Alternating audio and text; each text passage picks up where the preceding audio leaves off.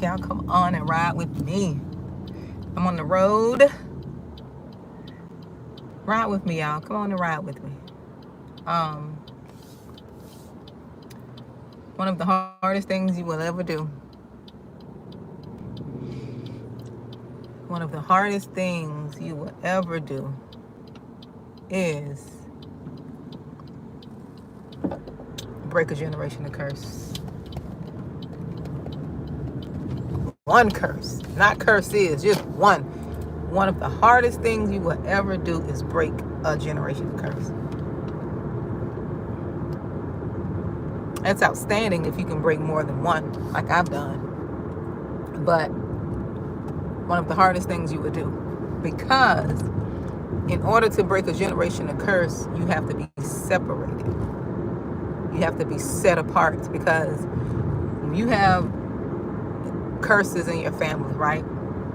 And obviously I'm driving, so I'm looking at the road, can't look at your phone. When you have curses in the family and you decide to break those, right? And you decide to say, no, I don't want to do that anymore. Or you decide to say, you know what? Somebody needs to address this. Somebody needs to say something. Oh, you're going to be targeted. You're going to be the number one target. And it's not like this target is natural. It's going to be a spiritual target on your back. The enemy is going to use them family members. You're trying to break those curses. The enemy is going to use them family members to target you. You're going to be targeted. You're going to be ostracized, and you're going to be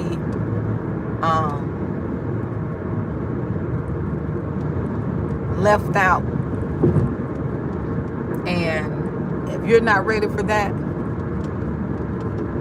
you're not the one to break the generation curse. If you're not ready for that. If you're not prepared to be ostracized, if you're not prepared to be left out, if you're not prepared to be forgotten about, if you're not prepared to be included, like if you're not prepared for that, you're not ready to break a generational curse. Because see, people talk about breaking generational curses, but folks don't go into in details what you're going to deal with. Right? You're going to be feeling like you're left out. You're going to be feeling like you're missing out. You're going to be feeling like that you're by yourself, right? And you're not by yourself, because you got help. You got help. You got help that is unseen. You got help that is seen. But because you want to be with those who you love, right? Because you want to be with those you love, and you can't, because you're designated to break a curse or break generational patterns and generational systems. You're set apart. You can fight it, but you're not going to be at peace until you submit and succumb to that desire to go in a different direction. You know, sometimes we fight things that should be embracing, but we don't have the knowledge and tools. You know, we don't have people in the family that is trying to educate us on what is taking place, right? You know, we don't have those type of people passing down, you know, the only thing we're passing down is curses. We don't have people passing down knowledge. We don't have people passing down knowledge. Some people don't want to receive knowledge. They don't want to see, they don't want to receive what's going to bless them, right? They don't want to receive that. They reject anything that requires them to look at themselves. They don't want to, because it's very hard. To change, you have to do hard things. To change, you have to be very confrontational. And see, that was one of my reasons I didn't want to change. And it's not a confrontation as in tell you, first of all, okay? Second of all, not that confrontation.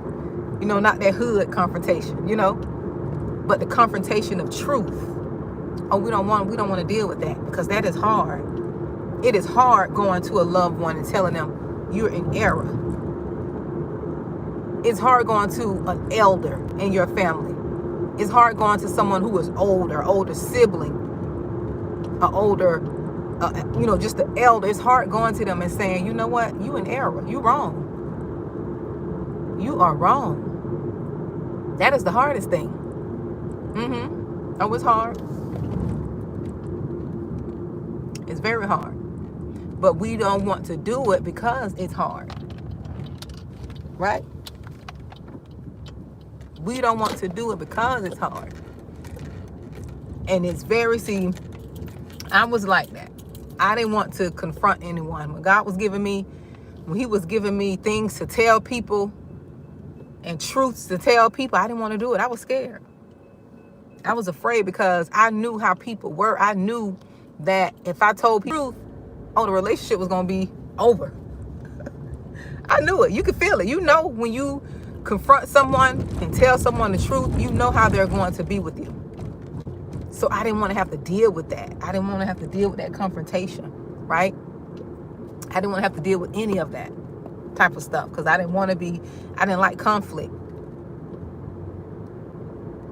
I didn't like anyone telling me, Popo's don't get behind them. I kind of knew it.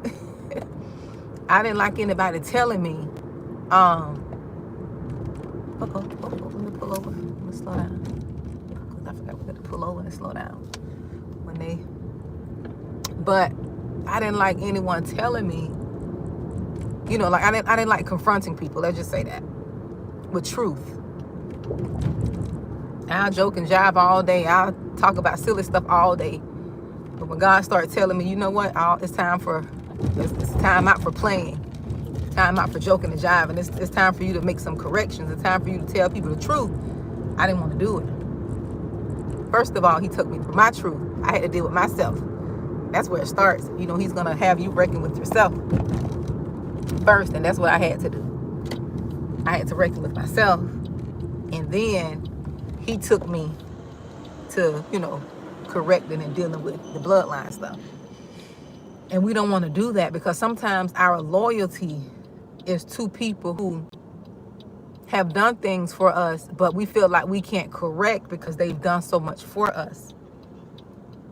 How you're going to feel like you're going to correct grandma and grandma was the one who took care of you, but grandma got anger issues. Grandma is in error and somebody need to check grandma, Somebody got to check grandma. But nobody want to check grandma. Nobody want to check your auntie or whomever because we feel like we owe them. And there's nothing wrong with respecting people who've done things for you. There's nothing wrong with that. But at the same time, you have to be able to correct those who are out of pocket, who are out of line. Even myself. I have to correct myself, but people don't want that. People don't want to be corrected. Everybody want to do everybody want to do what they want to do and not be corrected. And that's not how they. But one of the hardest things you ever do is break a generational curse because you're going to have so much warfare coming against you. You're going to have so many things coming against you.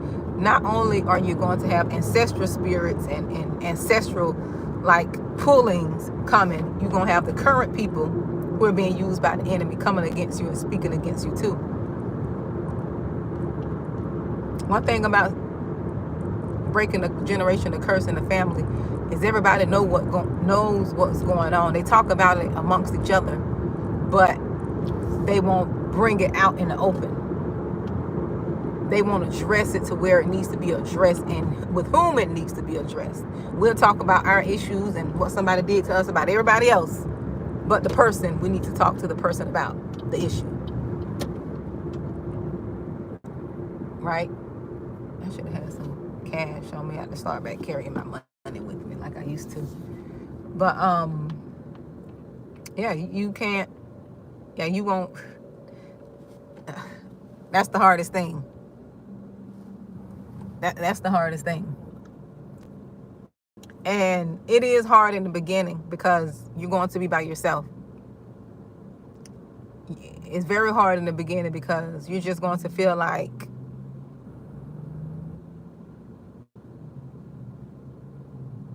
you're alone and you're not a part of what they have going on. Now, you're not missing out on anything. You're just going to feel like you're not a part of it because, so long you've been a part of it. Now God is separating you, and it's like, what is going on? What's wrong with me? And there's nothing wrong with you. You're just being separated. That's all. You've been set apart. You've been separated. And so I probably have to sit you all here in my car and just talk because I can't hold on. I can't put it in the window because the sun was directly on it and then it went hot. So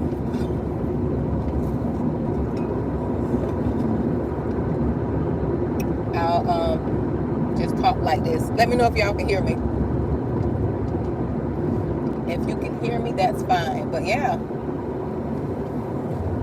it is okay. You got the end. And a lot of times too, you have to talk yourself through. A lot of times you have to talk yourself through the situation. Hold on, you all. That's my car. Yeah, I have to put you all there at the dashboard. A lot of times you have to talk yourself through processing it because a lot of times, it's hard to process. You got to be a very strong person to process what you're dealing with, to process what it is that God is taking you through, and to kind of understand it all. And it takes time to understand and process it. That's why sometimes during the process, He'll separate you. You'll be separated. And during that separation, He's doing a lot of work in you. He's building up your confidence. He's building up your self-esteem. He's showing you who you really are. He's showing you your assignment, right? And in that, you're going to have warfare too, because just because He's showing you your assignment don't mean like the assignment is going to come easy, right? That assignment is not going to come easy. He's going to send people in your life to distract you. He's going to send back old exes, old friends, family members who you stopped talking to, but for a reason. People are going to try to start coming back in your life to distract you. And you have to be focused and you have to know what is going on. And it's okay when people come back. It's okay to not let them back in, or it's okay to love them, but knowing you can't go back to how you used to be and how that relationship was, because in order for you to open back up to them, you have to be the person you used to be, because they're not going to accept you where you are now.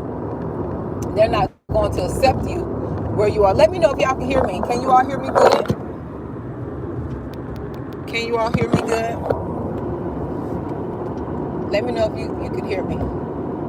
They're not going to accept you as the person you are, because the only reason you dealt with certain people because you were not in a healthy place, right? Certain relationships you were in because you were not in a healthy place. You met people when you were low vibrational. You met people in your brokenness. And when you meet people in your brokenness and you start to grow and heal, those people are not going to be not really on your level, but you're not going to be equally yoked with them. That's why you have certain friends. You have your elementary school friends, you have your middle school friends, high school friends, college friends, adult friends, because each level you're a different part of yourself, Yes, you attracted certain friends when you were at a certain level. That don't mean that you can't be their friend, but they just can't be in your inner circle where you are going now, or where you are now, right? Because y'all don't have nothing in common. Y'all are not equally yoked. Where you are now, the level where you are now, you're not equally yoked to them.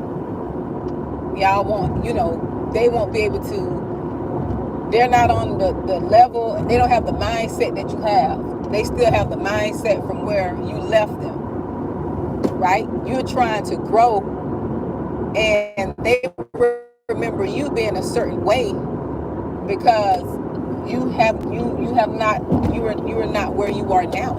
You did not grow into the person you are now. So in order for you to communicate with them on a certain level, you have to go back to your old self, and you've graduated from that, right? You've graduated from that, and some people can't handle that. Can you all hear me? Let me know if you can hear me. I don't know if you can hear me. I'm talking, but can you hear me? But I have to do the video because I can't keep my phone in my little phone stand because the sun is on it, and it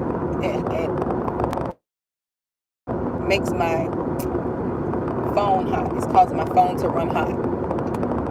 But I'll continue talking if you can hear me. Somebody put yes in the chat, please, if you can hear me.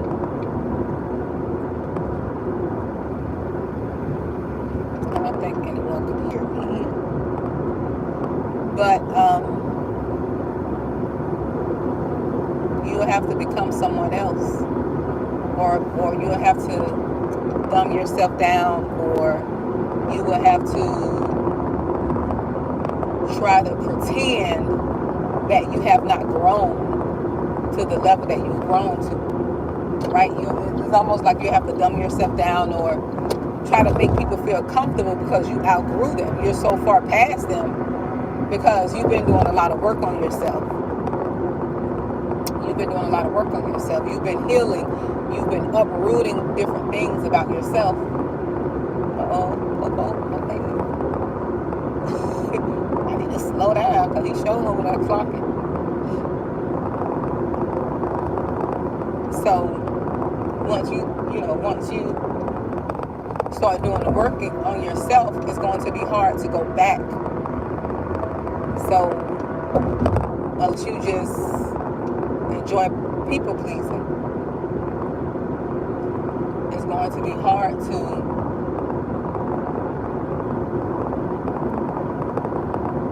conversate and deal with people you have outgrown.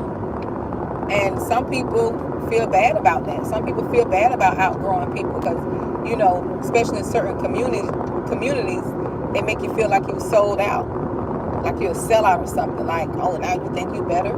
No, you have a right to grow. You have a right to grow. You have a right to grow. You have a right to heal. You have a right to become who God has called you to become. That is your right. That is your birthright. It's not your job to stay who you were, because who you were is really not you. Who you were is what society, what your family, what school has told you. You're not even your real self because your family told you were this person or that person. You're not, right? You're not who God originated you, created you from birth. Life is about finding out who God made you to be from birth, not taking on your parents' traditions and ideas and their beliefs. You got to work on finding out who God made you to be from birth. That's why so many people are unhappy, because they feel like, that's why some of you all, you feel like you're living a lie. It's almost like you feel like you're living someone else's life that you're supposed to be living and having more, because you do. I wish I could show you all these numbers. It's 222222. I'll be saying these numbers a lot.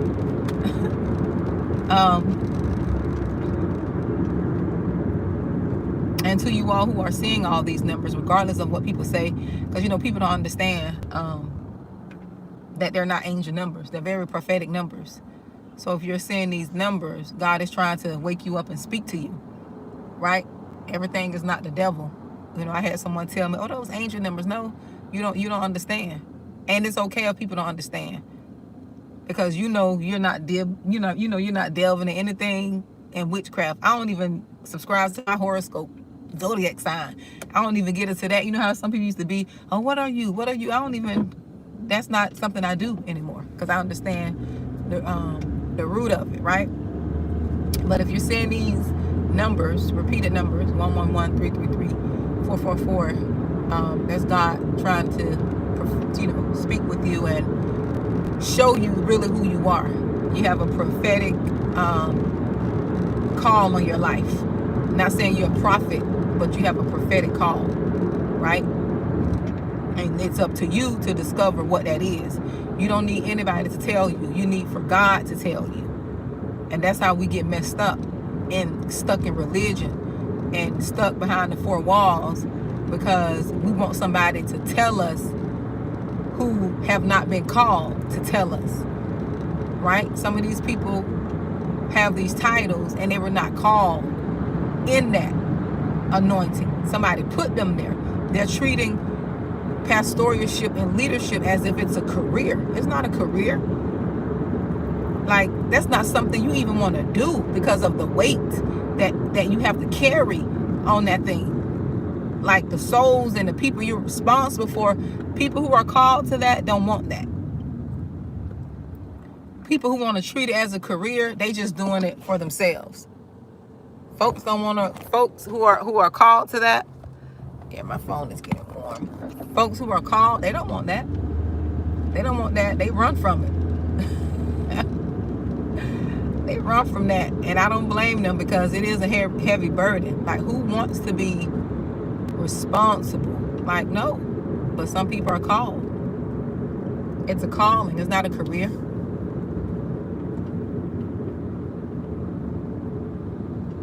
It is not a career. And people need to stop treating it like it's a career. Like, you shouldn't be going to get no degree. To me, I can be wrong. Somebody correct me if I'm wrong. But from my understanding, if it's pure, yes, you're supposed to be getting taught, but you don't supposed to be going to get no degree, to me. To me. You can, if God is calling you, but it can't be treated like it's a career. Like, if the mindset is, "Oh, this is a career, I'm going to go be doing this with this." No, that's not how it's supposed to go. Now, if it's free training, because you all got to be trained in ministry, that's different. But to be thinking of it as a degree, "Oh, this is just something I'm going to do," because no, you playing with fire right there. But anyways, I got off topic a little bit, but you really have to be strong, and you have to be confident. God has to build your confidence up when you're called to break generational curses, because you're going to be misunderstood. You're going to be misunderstood. People are going, yes, they're going to ostracize you.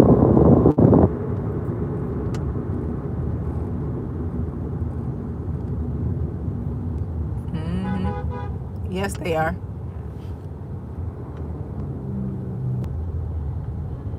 I don't know why I came this way. I forgot to have the... I'm going to have to come back and do this video, you all.